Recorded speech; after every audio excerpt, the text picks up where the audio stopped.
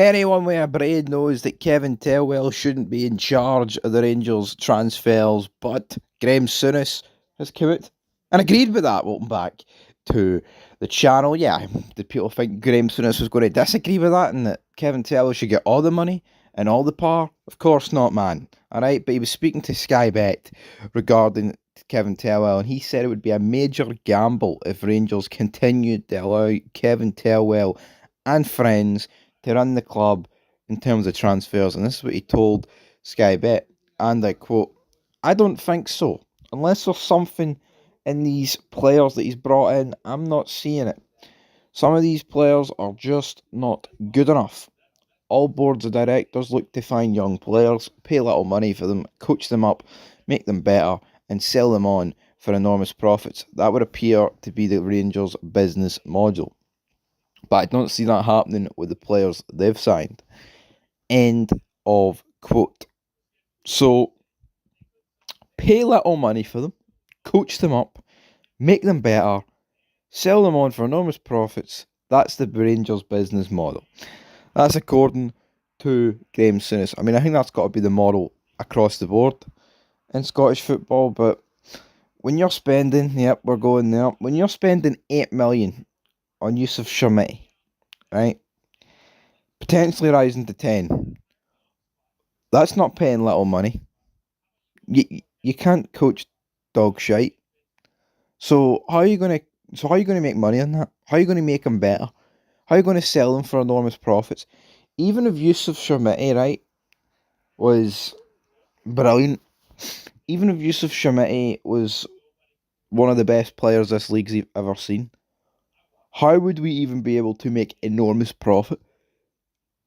The most someone's ever left this league for was what, O'Reilly.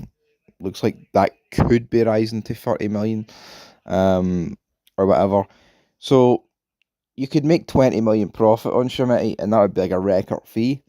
I mean, again, that would be like your best case scenario, and I'm not saying 20 million wouldn't be enormous profits in terms of the basis of this league, but I feel like when you're already spending 10 on a guy, you're working with your hands tied behind your back because the profit margin in terms of making an enormous amount, it's always going to be difficult.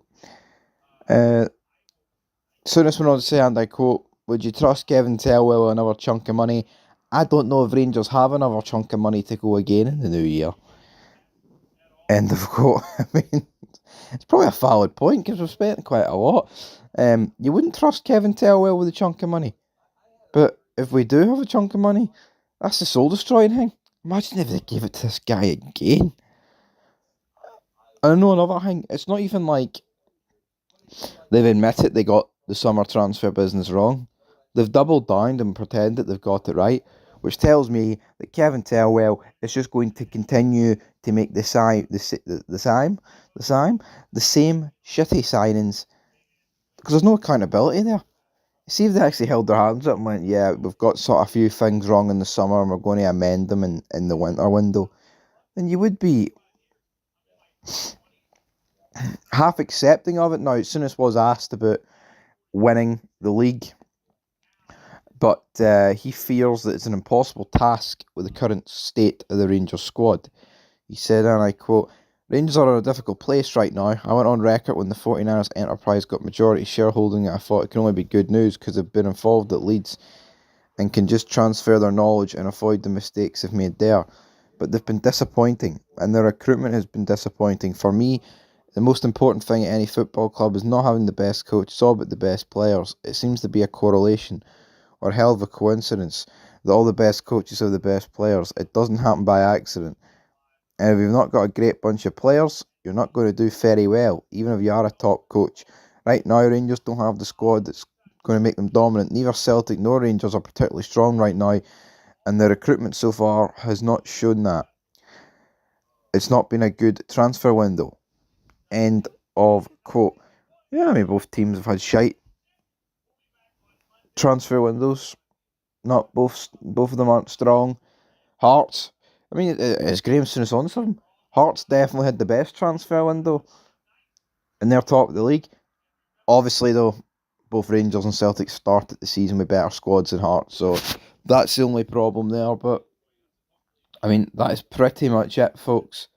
For Graeme Souness, he was finally asked about Steven Gerrard, and this is what he had to say.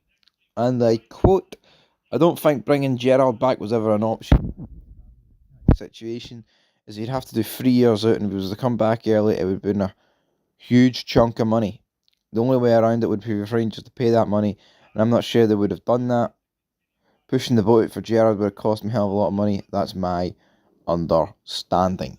End of quote. I don't even think that was the case, man.